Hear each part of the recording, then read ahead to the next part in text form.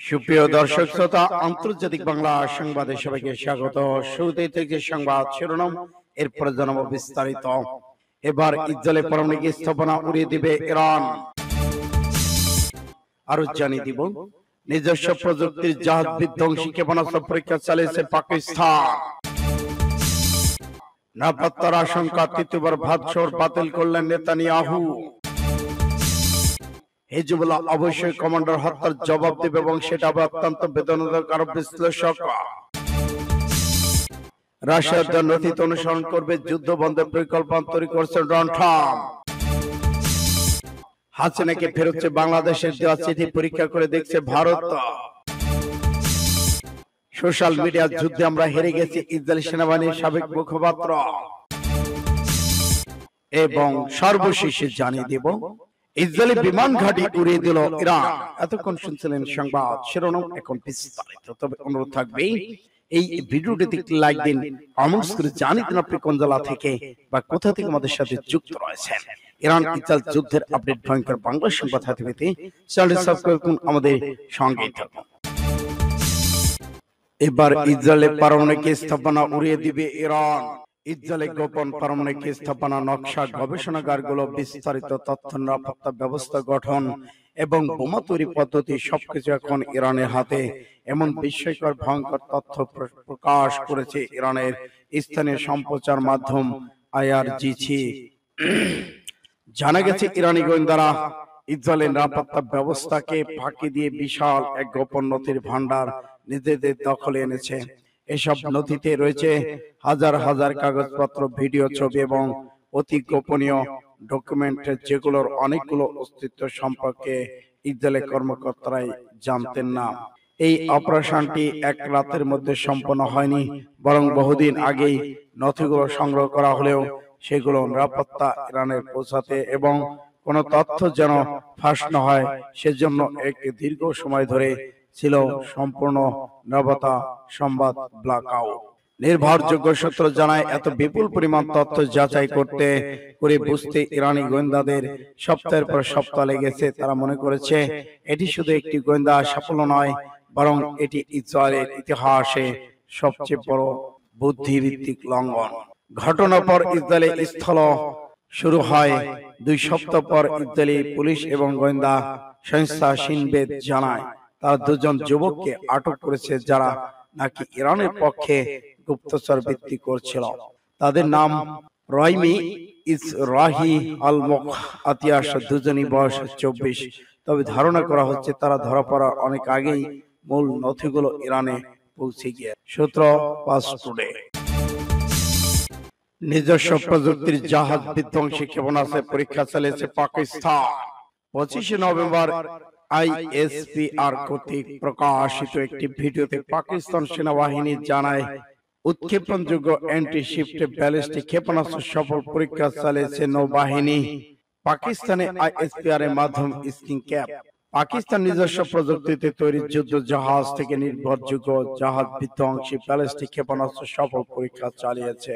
মঙ্গলবার দেশটির নৌবাহিনী এই পরীক্ষাটি সম্পন্ন করে বলে জানিয়েছে আন্তঃবাহিনী জনসংযোগ পরিদপ্তর আইএসপিআর এর এক বিবৃতিতে জানানো হয়, দেশি প্রযুক্তিতে তৈরি এই ক্ষেপণাস্ত্র জল স্থল উভয় ক্ষেত্রে লক্ষ্যবস্তু অত্যন্ত নির্ভুলভাবে আঘাত হানতে সক্ষম।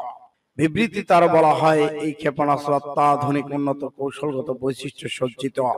নৌবাহিনী প্রধান অ্যাডমিরাল নাভিদ আশরাফ জ্যেষ্ঠ বিজ্ঞানী প্রকৌশলী পরীক্ষা চালানোর সময় উপস্থিত ছিলেন।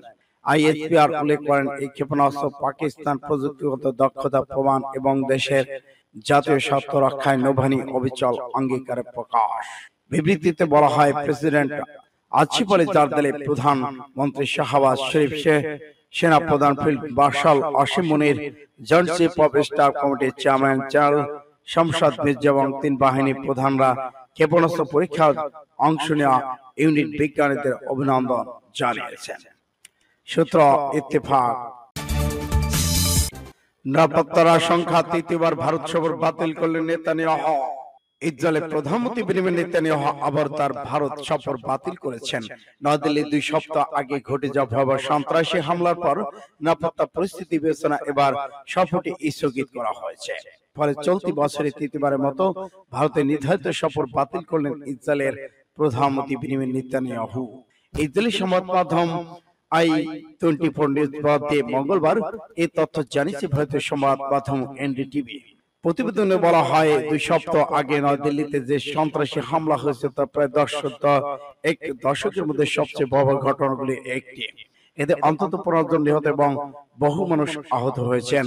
এই পরিস্থিতিতে নতুন নিরাপত্তা মূল্যায়ন সম্পন্ন না হওয়া পর্যন্ত নেতানিয়াহুর ভারত সফর আগামী বছর পর্যন্ত স্থগিত হতে পারে। এর আগে জানানো হয়েছিল চলতি বছর শেষ হওয়ার আগে ভারতের প্রধানমন্ত্রী নরেন্দ্র মোদীর সঙ্গে বৈঠক করতে নয়াদিল্লি সফর করবেন নেতানিয়াহু। তবে এবছরই তৃতীয়বারের মতো ভারতের সফর সূচি বাতিল করলেন ইসরায়েলের এই প্রধানমন্ত্রী। এর আগে 9 সেপ্টেম্বর একদিনের সফরে ভারতে আসার কথা থাকলেও পরে তা স্থগিত করেন নেতানিয়াহু। তখন তিনি ইসরায়েলের 17 সেপ্টেম্বর অনুষ্ঠিত পূর্ণ বিবেচনা ব্যস্ততার কারণ হিসেবে উল্লেখ করেছেন। এর আগে এপ্রিল নির্বাচন শুরু আগেও দিল্লি সফর বাতিল করেন তিনি। সূত্র ইত্তেফাক এসএম।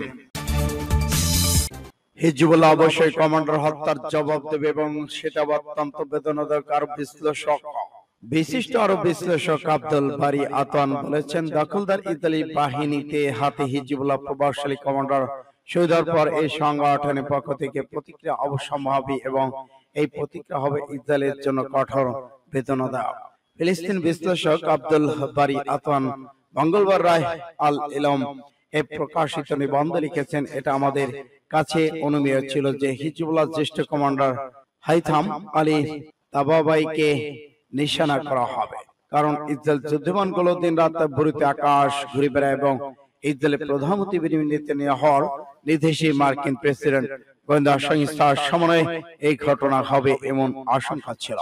প্রচারণামূলক প্রদর্শনে হামলাগুলো প্রমাণ করে যে তারা অত্যন্ত আতঙ্কে রয়েছেন। তারা হিজবুল্লাহ তরুণ সামরিক কমান্ডার সফল নেতৃত্বে ভবিষ্যৎ বৃহৎ যুদ্ধ নিয়ে তারা ভয়ে আছেন। কিন্তু এটা তিনি যদি বলেছেন, হিজবুল্লাহ সামরিক নেতৃত্ব অত্যন্ত নীরবে বুদ্ধিমত্তার সাথে কাজ করবে এবং তারা ঠিক করবে কখন কোথায় হামলার জবাব দেওয়া হবে।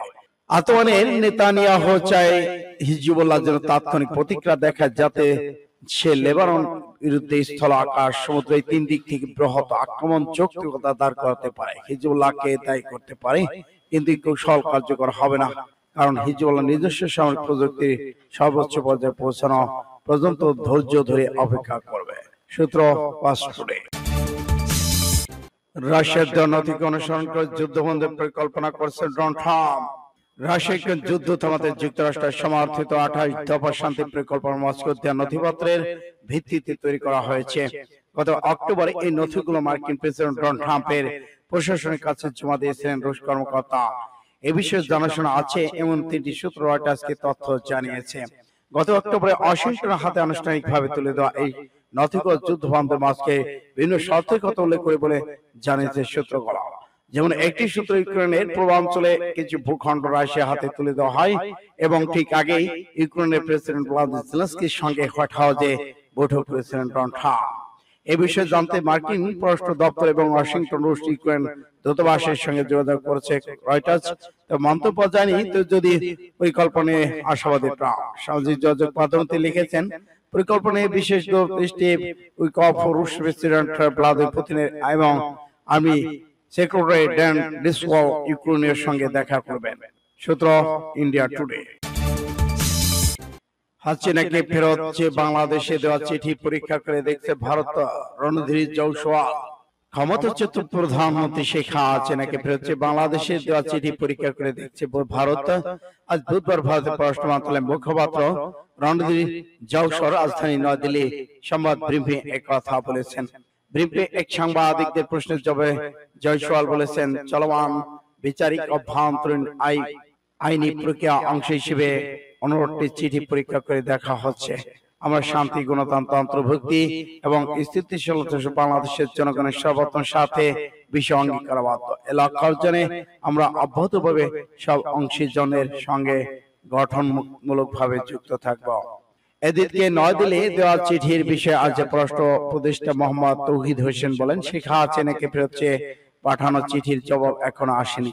আজ দুপুরে পররাষ্ট্র মন্ত্রণালয়ে সাংবাদিকদের প্রশ্নের জবাবে তিনি এ খবর জানান। কোন প্রক্রিয়া ভারতে চিঠি পাঠানো হয়েছে সে প্রশ্নের জবাবে পররাষ্ট্র উপদেষ্টা সাংবাদিকদের বলেছেন, নোট ভারলাল কূটনৈতিক পত্র আমাদের মিশনের মাধ্যমে ওদের ভারতের পররাষ্ট্র মন্ত্রণালয়ে পাঠানো হয়েছে, কোনো উত্তর আসেনি। এত তাড়াতাড়ি উত্তর আশাও করি না আমরা। এরপর শেখ হাসিনাকে হস্তান্তরের জন্য ভারতের তৃতীয়বারের মতো চিঠি দেয় বাংলাদেশ। চিঠিতে বলা হয়, বিস্তৃত বিচারিক প্রক্রিয়া শেষে 17 নভেম্বর আন্তর্জাতিক অপরাধ ট্রাইব্যুনাল রায় দিয়েছেন। আদালত মানবতাবিরোধী অপরাধের দায়ে শেখ হাসিনাকে মৃত্যুদণ্ড দণ্ডিত করেছেন। এরই পরিপ্রেক্ষিতে বাংলাদেশ দুই দেশের মধ্যে সই হওয়া প্রত্যাপন চুক্তি অনুযায়ী শেখ হাসিনাকে হস্তান্তরের জন্য ভারতকে আবার অনুরোধ জানানো হচ্ছে। এই চিঠি কোনো জবাবদিহি না দিলেও শেখ হাসিনা মৃত্যুদণ্ডের রায় ঘোষণার পর একটি বিবৃতি দিয়েছিল ভারতের পররাষ্ট্র মন্ত্রণালয়। তাতে বলা হয়েছিল, নিকট প্রতিবেশী হিসেবে ভারত বাংলাদেশের শান্তি, গণতন্ত্র, অন্তর্ভুক্তি, স্থিতিশীলতা সহ বাংলাদেশের জনগণের সর্বোত্তম স্বার্থের বিষয়ে অঙ্গীকারবদ্ধ। এই লক্ষ্য অর্জনে আমরা সবসময় অংশীজনের সঙ্গে গঠনমূলক ভাবে যুক্ত থাকব। সূত্র ইন্ডিয়া টুডে। সোশ্যাল মিডিয়ার যুদ্ধে আমরা হেরে গেছি, ইসরায়েলি সেনাবাহিনীর মুখপাত্র। পাঁচটুডি ইসরায়েলি সেনাবাহিনী বহিষ্কৃত মুখপাত্র এক বিবৃতিতে মিডিয়ার যুদ্ধে ইহুদিবাদী ইসরায়েলি পরাজয়ের কথা স্বীকার করেছেন। মিডল ইস্ট মনিটরের উদ্ধৃতি পাঁচটুডি আরো জানিয়েছে, ইসরায়েলি সেনাবাহিনী বহিষ্কৃত মুখপাত্র ড্যানিয়েল হাঙ্গারি ওয়াশিংটন ডিসি কে ইহুদি ফেডারেশন অফ নর্থ আমেরিকার বার্ষিক সভায় বলেছেন, ইসরায়েল সোশ্যাল মিডিয়ার যুদ্ধ হেরে গেছে এবং এই অঞ্চল মিডিয়ার যুদ্ধের জন্য একটি নতুন এবং শক্তিশালী ব্যবস্থা তৈরি করতে হবে। হাগারি পরামর্শ দিয়েছেন, ইসরায়েলি সেনাবাহিনী ৮,২০০ ইউনিটের সক্ষমতা কাঠামোর নতুন এই ব্যবস্থা তৈরির জন্য একটি মডেল হিসেবে ব্যবহার করা উচিত। তিনি বলেন, এই যুদ্ধে ইসরায়েল দীর্ঘ খেলার পরিবর্তে ছবি, ভিডিও এবং পরিসংখ্যানের উপর মনোনিবেশ করা উচিত। তিনি এমন একটি ইউনিট স্থাপনার পরামর্শ দিয়েছেন যা অনলাইন প্ল্যাটফর্মে বিষয়বস্তু পর্যবেক্ষণ করবে এবং বিভিন্ন ভাষায় সরকার মিডিয়ার সাথে দ্রুত সাড়া দেবে। ইসরায়েলি সেনাবাহিনীর সাবেক মুখপাত্র জাল অ্যাকাউন্ট, স্বয়ংক্রিয় বোট এবং তরুণদের মধ্য থেকে নির্বাচিত বেসামরিক ব্লগারদের ব্যবহারে উপযুক্ত একটি পদ্ধতিগত নেটওয়ার্ক তৈরির আহ্বান জানিয়েছে। সূত্র পাঁচটুডি এনএম। ইসরায়েলি বিমান ঘাঁটি উড়িয়ে দিল ইরান। ইরান থেকে আজ বুধবার ভোরের দিকে ছোড়া ক্ষেপণাস্ত্র ইসরায়েলের মধ্যাঞ্চলে একটি আঘাত হানে। ক্ষেপণাস্ত্র হামলার পর এলাকাটি আগুন চলতে দেখা গেছে। ইরানের ফার্স্ট নিউজ এজেন্সির খবর বলা হয়, মঙ্গলবার হামলার লক্ষ্যবস্তুগুলোর মধ্যে একটি ছিল ইসরায়েলের মেরর বিমান ঘাঁটি। এটি ইসরায়েলের উত্তরাঞ্চলে অবস্থিত। যুদ্ধকালীন সময় ইসরায়েলের সামরিক সেন্সরশিপ চলমান, বিশেষ করে সংবেদনশীল সামরিক স্থাপনা হামলার ঘটনা ঘটলে সে বিষয়ে সংবাদ মাধ্যম প্রতিবেদন প্রকাশের অনুমতি দেওয়া হয় না।